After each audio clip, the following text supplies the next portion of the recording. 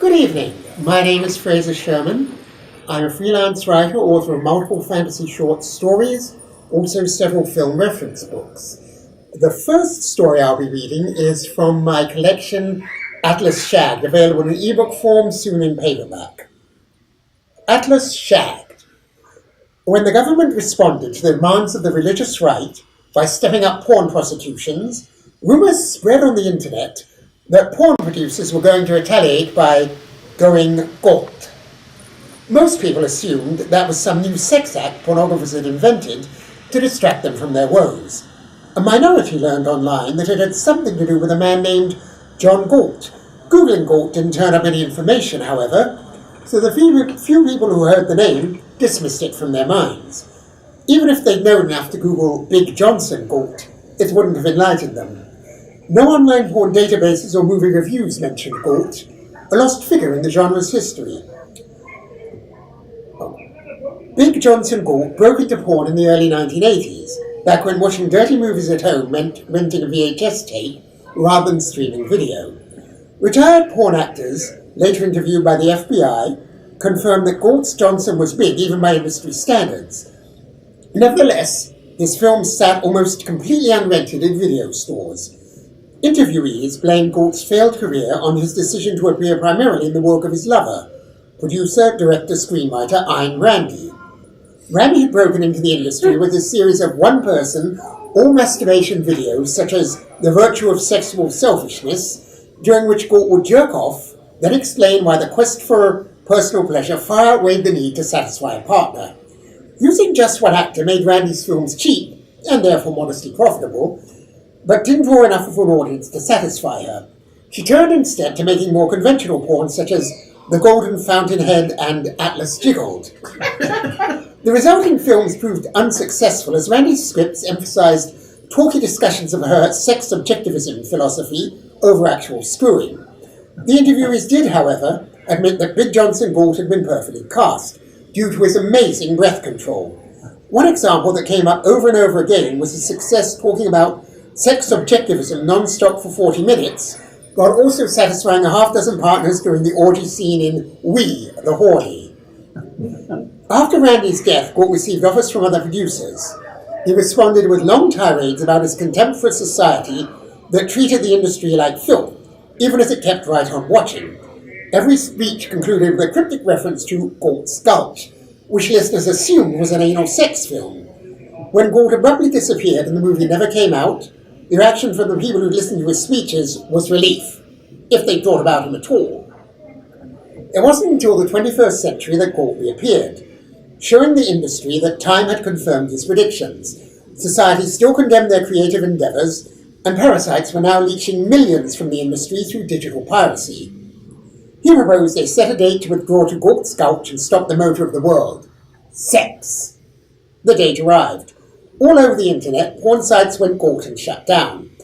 Over the next 72 hours, internet traffic dropped by 90%. Millions of people, upon realizing this wasn't a temporary aberration, cancelled their internet connection outright. It was only the beginning.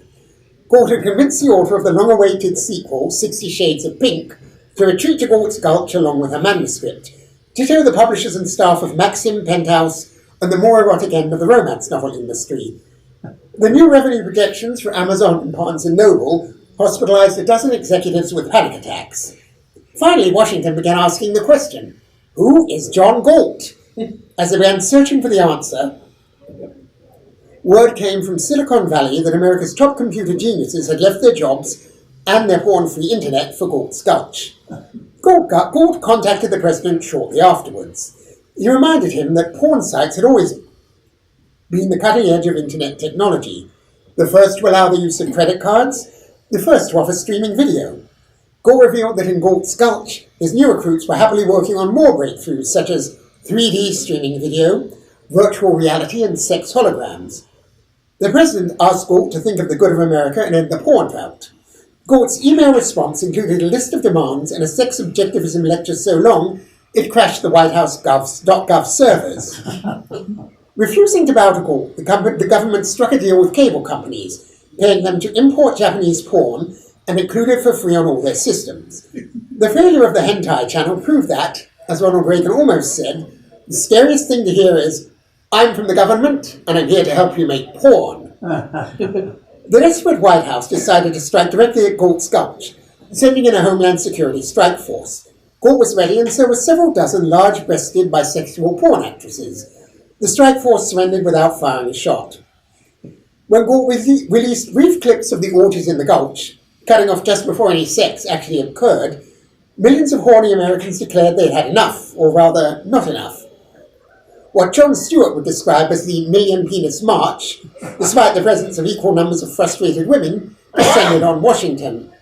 Galt restated his demands and the government caved. Within 24 hours, Congress repealed all laws against pornography and imposed the death penalty for porn piracy. The president signed both bills. The next day, the porn creators, authors and programmers returned from Galt's Gulch. Big Johnson Galt had stopped the motor of the world.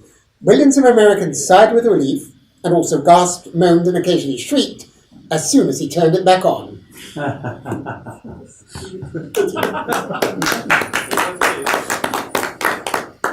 Let's see, next up, there will be an excerpt from my Jane Austen meets Robert E. Howard, Sword of Darcy, which came out in an anthology a few years ago.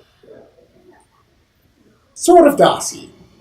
Sitting out her third dance in a row at Lady Lucas' ball, Elizabeth Bennet hid her face behind a dress fan when she saw her mother approaching. She lowered her fan once her expression was suitably composed. "Elizabeth, Elizabeth!" Mrs. Bennet shook her head reproachfully. "You have not danced once tonight with Mr. Bingley. He is a single wizard in possession of a large fortune. So he must be in want of a wife," Elizabeth replied.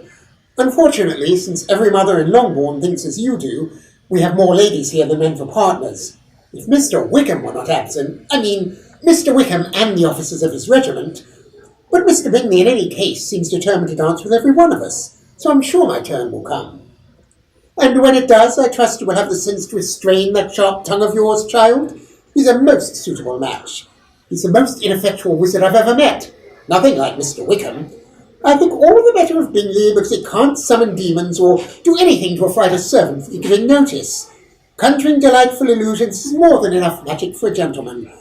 I do believe he cannot have more than one single flaw, that being, of course, the company he keeps, yes." As one, the two women glanced at the punch bowl. To Elizabeth's surprise, the glowering Mr. Darcy no longer stood there, hand on his sword hilt, as he had all evening. What can be said about a man who attends a ball so grievously short of men and refuses to dance even once? I would personally say that he's a savage who... Mrs. Bennet's voice trailed off in a strangled gulp as she stared over Elizabeth's shoulder with a forced smile. "Clearly comes from one of the best barbarian families. Good evening, Mr. Darcy." Elizabeth, startled, turned and found herself staring into Robert Howard Darcy's scowling blue eyes, blazing beneath his raven hair with an intensity that made her breath, just for a moment, catch in her throat. "Why, yes, Mamma, it is Mr. Darcy." Stuff and nonsense. She proved nothing was caught in her throat. "Sir, to move so silently, you must have the grace of a jungle cat. All the more pity you refuse to employ that grace dancing. Dancing is civilized frippery." She would have thought it impossible, but Darcy's scowl grew even blacker. "Barbarism is a natural state of mankind, and it must ultimately triumph. We are English. We have nothing to do with the natural state of mankind. Ah, there you are, Darcy." Mr. Bingley strode out, beaming, 2 cups of punch in his hand. "I take it you've met?" "Be careful of this one," Darcy said, grinning at his friend. "I've been hearing how Mrs. Bennet wants her daughter to snare you, as of course does every other mother here tonight. Darcy, please." "Mr. Darcy, my mother, so as your friend, I must intervene to save you." As the new reel started up, Darcy caught Elizabeth's wrist with tigerish speed, pulling her to her feet and towards the dance floor. "Have no fear, Mrs. Bennet, your daughter will not sit out this dance." Before Elizabeth could protest, she and Darcy were out on the floor, to the clear astonishment of every other woman in the room. She should have protested his arrogance, should have stalked off the ballroom floor, but it was the first dance in an hour, and he did enjoy dancing, even with such a partner as this. Oh, true, he followed the figures of the dance well enough, but the arrogant northerner held no appeal for her. Her friends, her sisters might have been stealing glances at him throughout the evening, but she had not. Well, once, perhaps twice, but "You're unusually silent for a girl, Miss Bennet." I'm none with astonishment that you can not only dance, but do it well. After you've settled all the dances at the last 2 balls, I concluded you only came to our simple country gatherings because they provide so many people for you to glare at. To her surprise, he grinned again. Do you know what I first thought of your simple country gatherings? Do tell. The first ball Brinley dragged me to left me convinced a single harlot from the fleshpots of Zamora had more sense than all the eligible young women of Longbourn put together. Elizabeth forced herself not to gasp in indignation, since she rather suspected that would please him. You, though, Miss Bennet, are the only girl in Longbourn who isn't a ninnyhammer. All the more remarkable since your sisters are complete idiots. Do you normally insult a woman's family when you dance with her? My father hurled me into a snowbank the day of my birth to see if I had the strength I need to live. I merely suggest your sisters would have benefited from similar treatment. The very idea. Not that he didn't have a point about Cicely and Lottie, but still, I suppose I should expect such an attitude from a man who leaves his enemy's head outside the front gate on the point of the pike. You mean the former owner of my estate, the high priest of Set for the entire county? Are you suggesting that instead of beheading him, I should have asked him over for tea and cucumber sandwiches? I agree the late Squire of Pemberley was a dreadful man, but surely some degree of courtesy, even dealing with black magicians. The figure ended. Elizabeth's voice died away as Darcy's gaze caught her eyes once again, a gaze that spoke of gigantic melancholies, gigantic mirth, gigantic appetites, and gave her an appalling feeling that her clothes had turned transparent as gossamer. We can discuss my lack of manners better during a moonlight stroll, don't you think? Warm night air struck Elizabeth's face, and she realized that during the dance, Darcy had somehow manoeuvred her over to the open French windows. In a twice, he slid his arm around her waist and drew her out into the night. Sir, please. She started to pull away, but his arm tightened around her, muscles rippling beneath his sleeve. We are unchaperoned. What care I for your civilized conventions, I who have crushed the jeweled thrones of men under my sandaled feet? They were already at the edge of the terrace, facing Lady Lucas Privet-Hedge. Didn't your mother just harangue you about playing the wallflower? This is not a solution she would favour, Mr. Darcy. I must insist. No, I must insist. He swung her around to face him, pulling the cap from her hair, his smile mocking and hinting at improper thoughts. Or don't you think you'd enjoy?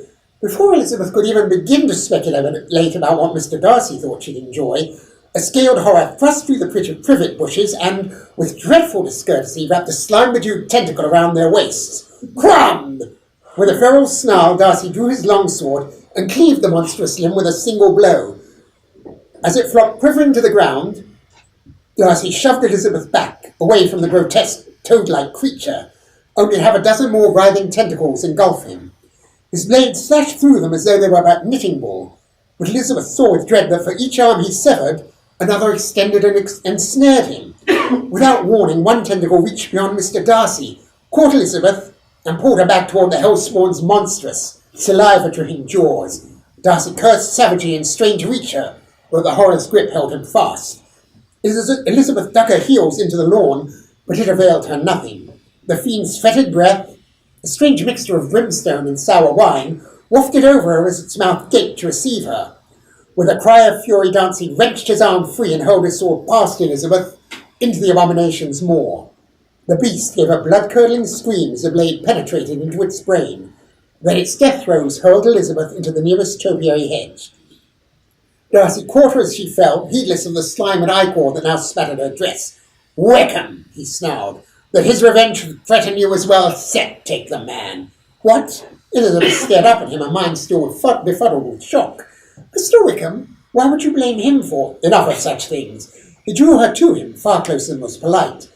As the monster's body seethed and bubbled into a slew of vileness, her arms slid most improperly and entirely against her will around Darcy's neck.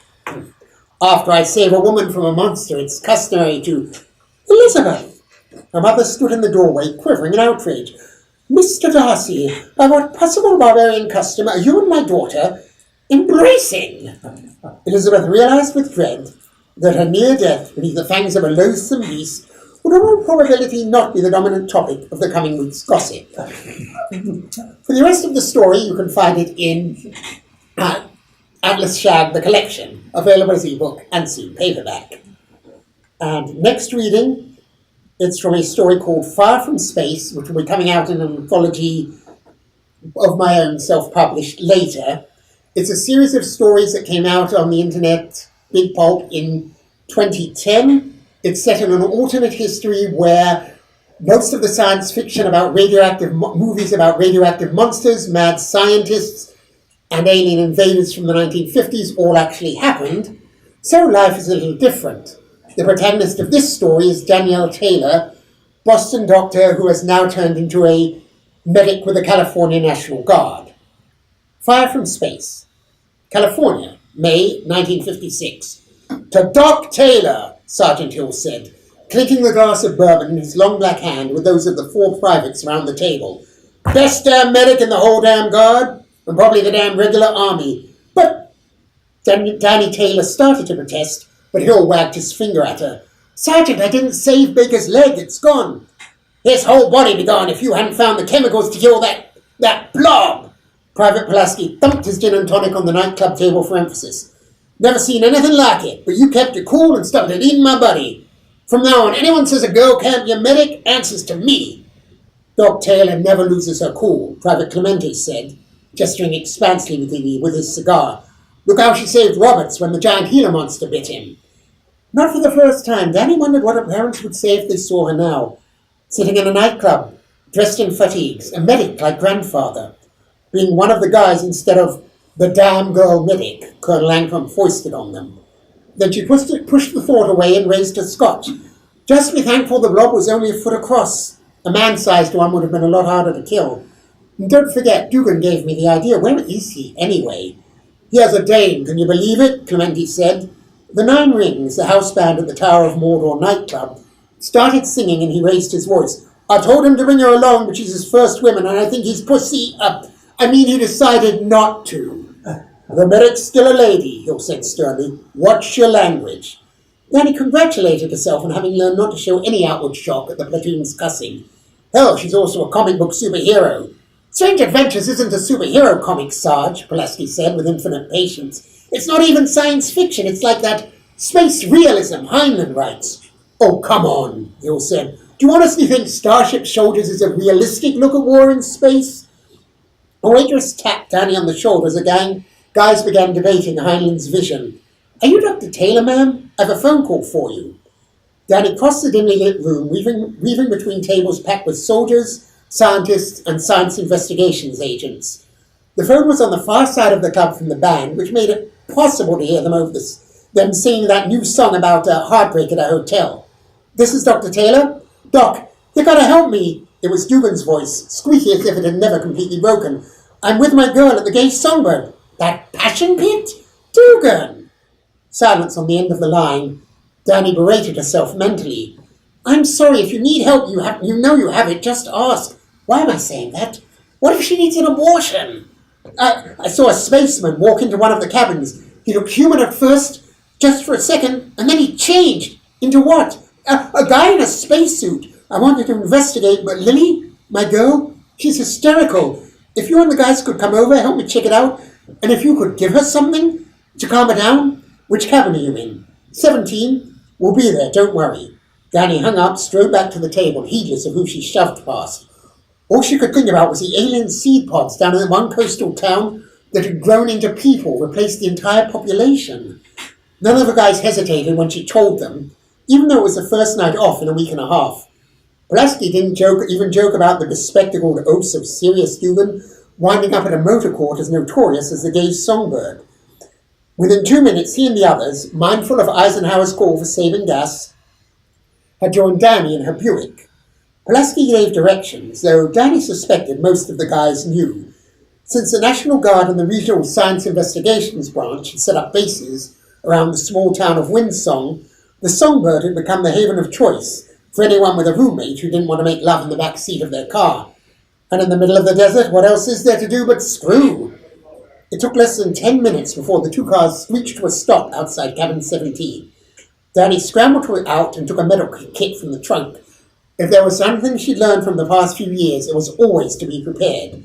Oh my gosh! Dugan raced out of the cabin in an undershirt and shorts. It's over at 24, I'll go with you, Doc. Lily's inside. What did you see, Private? Hill said sharply. towering over the younger man. Danny paused at the doorway to listen.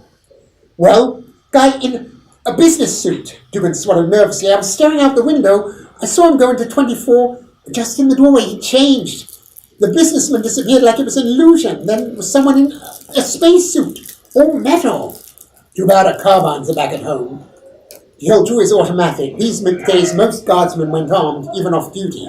Remember procedure. Don't assume it's hostile. Don't act belligerent.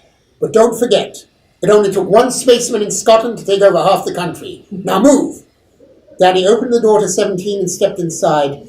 A good-looking redhead sat in the bed, cheeks pulled up over her body, a cigarette quivering between long fingers with red-painted nails. Who the hell are you? Where's Peter? He told her he was getting a doctor. I'm her. Hearing the barely contained hysteria in the woman's voice, Danny opened the kit fast and pulled out the tranquilizers. Standard issue, in times when a mere sight of a mutant sometimes gave civilians a nervous breakdown. I'm going to give you something to calm you. He said it was a platoon medic. You're a woman. Peter! I'm the first female medic in the National Guard. Danny crossed to the sink, poured a glass of water for the pill. I don't care who the hell you are. I don't need any calming. I need to get out of here. My husband... You're married? Danny spun around. Does Dugan know? Of course he knows. Look, if this gets into the paper, if my husband finds out... She dropped the sheet, twisted around on the bed to show Danny a horrendous bruise on her ribs. That's what he did when I was late for dinner last week. Jesus. Danny handed the woman the Valium and the glass, studying the bruise. It was lucky the blow hadn't broken her rib. Is that why Dugan called us and not the cops? He said he could trust his buddies. The woman's eyes glanced from Danny to the pillars, if deciding whether to trust her. Then a yell of alarm rang out from across the motor court. Danny bolted out of the room, grabbing up a kit and drawing her grandfather's revolver. She saw the lights go on in the other cabins, curtains drawn aside, a blonde woman stepping outside number 21. Then she was at 24, 40 away past Dugan, and stopped, unable to penetrate further into the heat and smoke within. The cinder block back hall was gone, transformed into a pool of congealing slag. The sag had incinerated several pieces of furniture and half-buried the charred corpse that lay at the back of the cabin in the moonlight. Pulaski appeared on the far side of the hole and crouched down, squinting at the body, running a hand over his widow's peak. Is it the alien? Can't say, Sarge. Doesn't seem to have any armor on, though. He turned and studied the brush behind him. Don't see any sign of a trail. We'd better go look. Dugan, go back to your cabin, call headquarters, report what you saw and what we found. Then call the state police. We'll probably need to bring them in on it. Doc, don't do anything stupid, Sergeant, she said, glancing again at the corpse. If it uses a heat ray in the scrubber around here, we're not going to engage. Just track. Okay, soldiers, move it. Doc, as the men headed around and into the woods, Dugan tapped nervously on Danny's shoulder. My girl, I gave her Valium. That should be good enough. No, if the cops come, Doc, I can't let anyone find out she was here.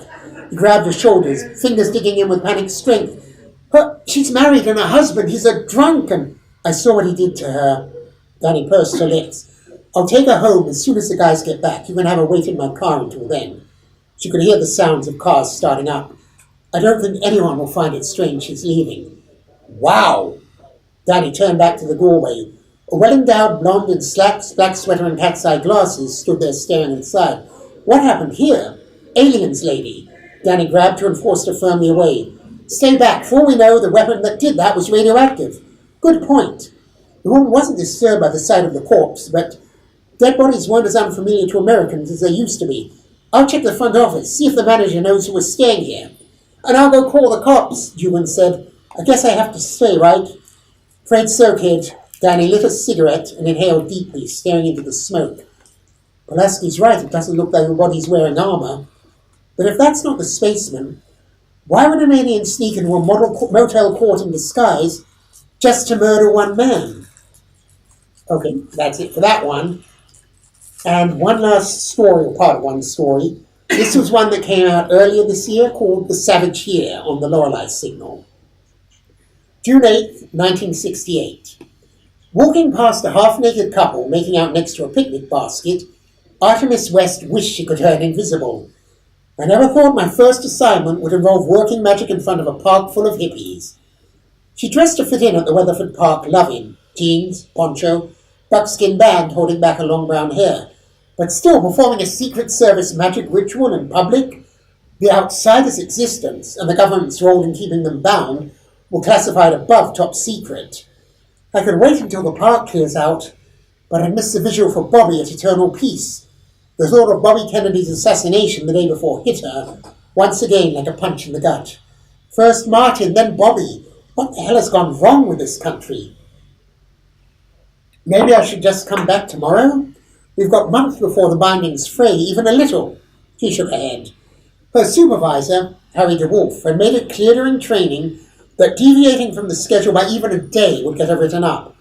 And DeWolf already objected to employing a 21-year-old girl as a Secret Service wizard. Pausing a moment, despite the insistent thrumming of the keel of the ley line energy under her feet, Artemis glanced around. Between the tall oaks and sycamores and the well-kept flower beds, she could see couples groping under blankets, a half-dozen hippies sharing acid, a pudgy middle-aged day tripper offering a joint to a girl leaning against an oak tree. Hell, I'll go ahead. Nobody's going to notice. Drawing her mountain ash wand out of her pocket, Artemis positioned the fingers of her left hand along the wood.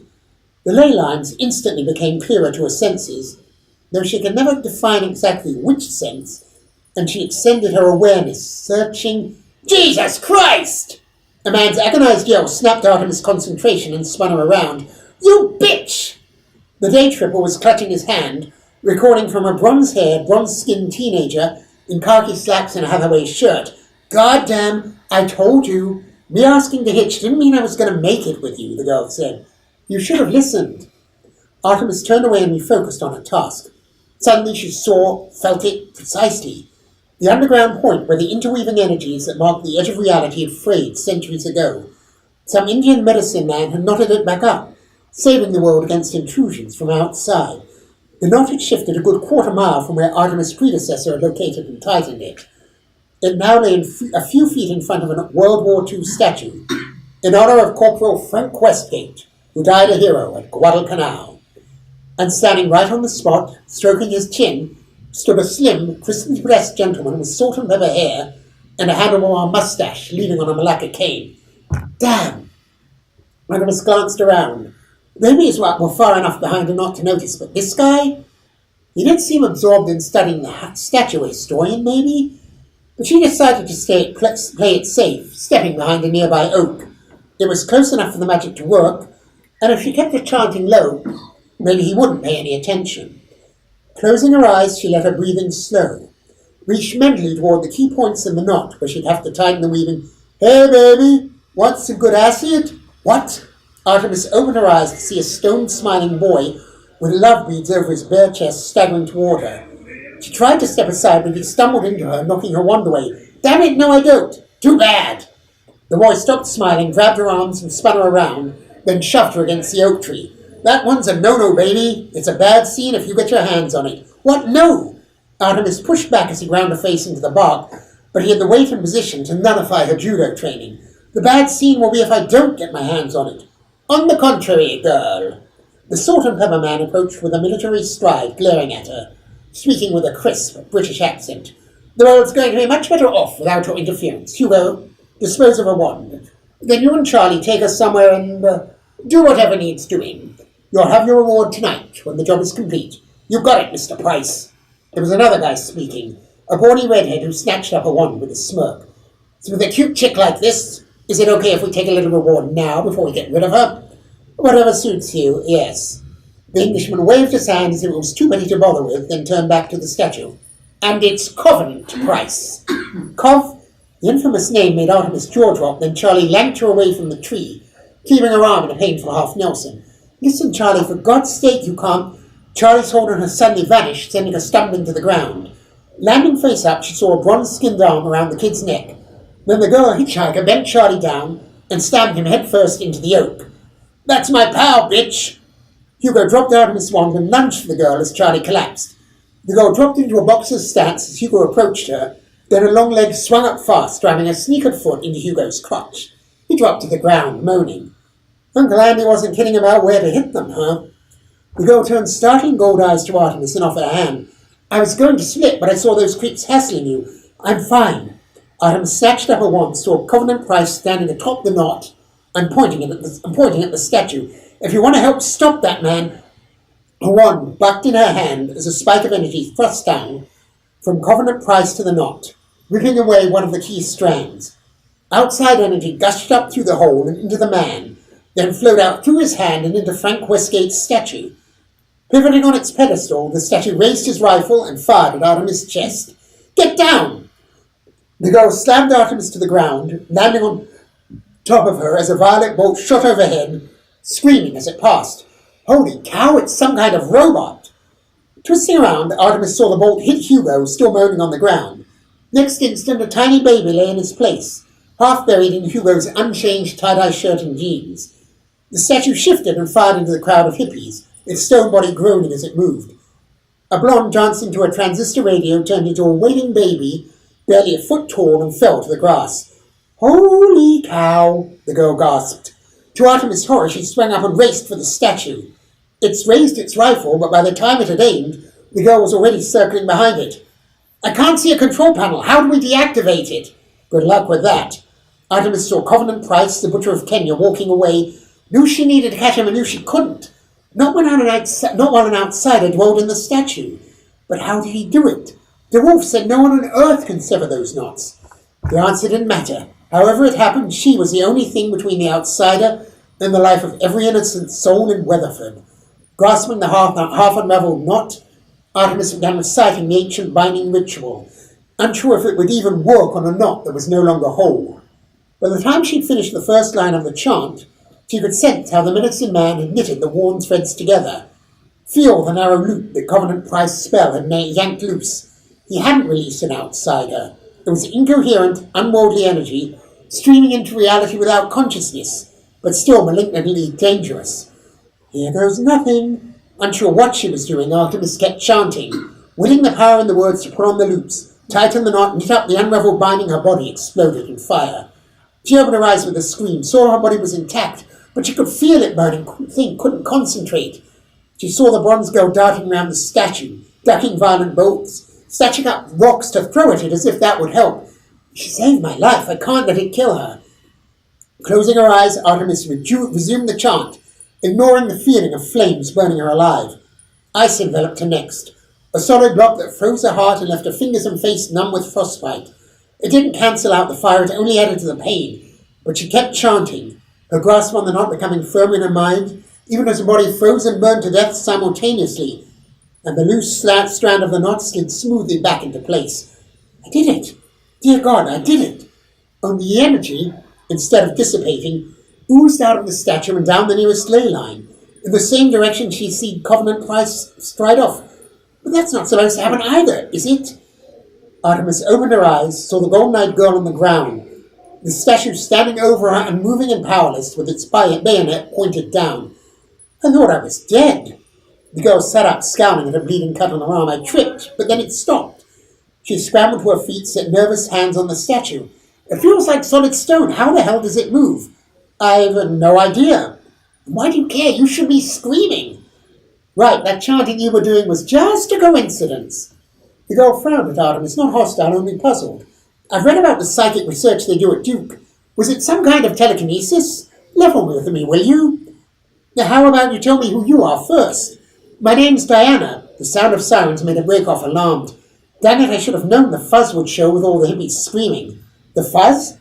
Artemis turned, realized the loving had emptied out. A half-dozen tiny babies lay on the ground, unmoving, among trees that had turned into saplings. The two nearest babies looked as if they'd fallen when the bolt hit and cracked their skulls open. She looked away, stomach churning.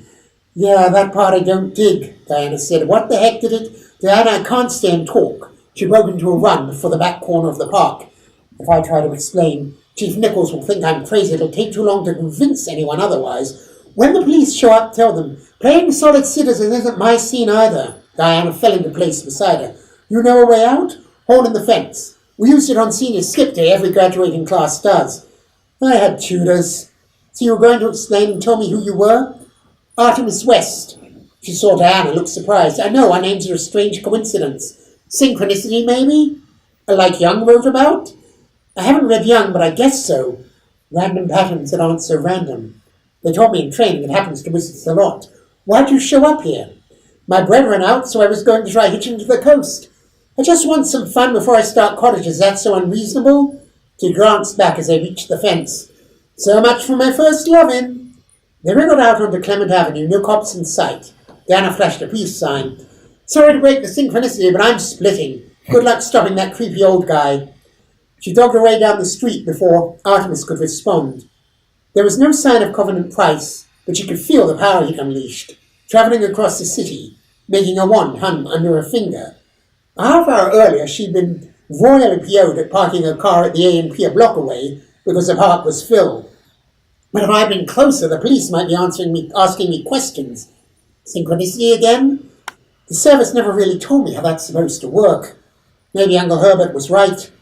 My teachers don't explain anything because they hardly understand it themselves.